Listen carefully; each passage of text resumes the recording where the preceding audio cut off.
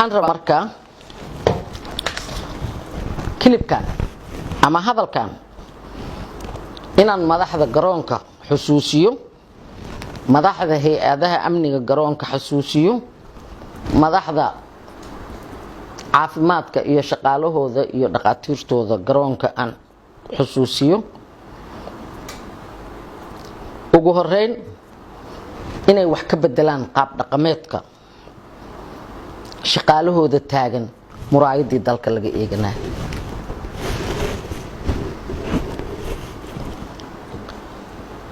waayo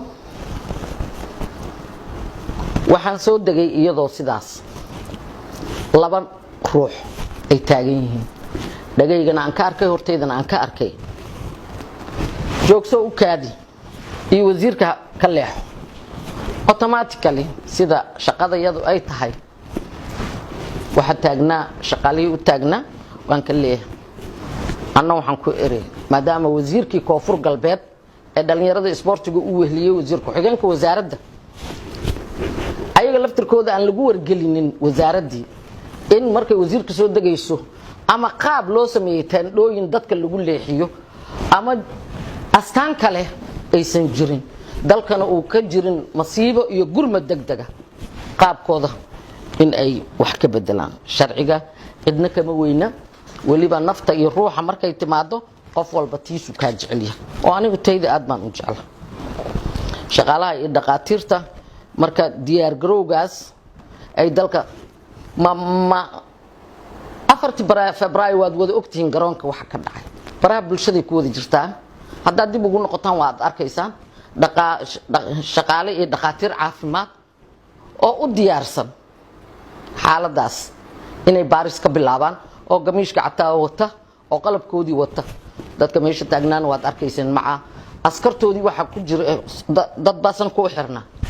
san xirashaduna baaris caafimaad ma aha.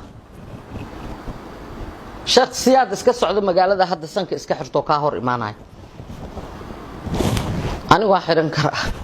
xirashadu marka inay baaris caafimaad saarsan xirashadu ma aha diyaar garowga waxa laga bedelo.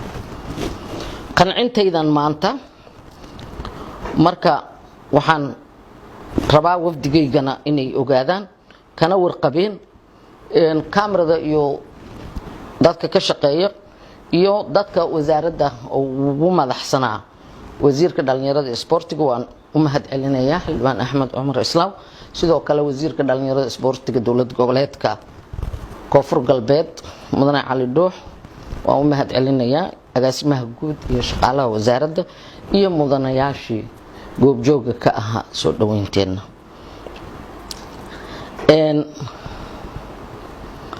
waxa kaliya aan rabaa hadalkaygan inaan ku soo gabagabeeyo haddii ay ahayd Febraayo afarteedii qaab ahaan maalin mujtamaca un la tusona maalintaas ku ekaato. hadday ahayd baaris caafimaad loo taagan yahay in la xaqiijiyo dunida waxa ka jirana ha loo taagnaado sidii 4 Febraayo maalin walba. ana loo diyaariyo dadka rakaabka iyo madaxda iyo dadka soo degaya ama Soomaali ama ajnabi qaab ku haboon oo ka duwan waxa meesha hadeer ka muuqda. jeceliya inta magacayga jecel, jeceliya inta muuqaalkayga jecel. mahadsanidin dhammaantiin.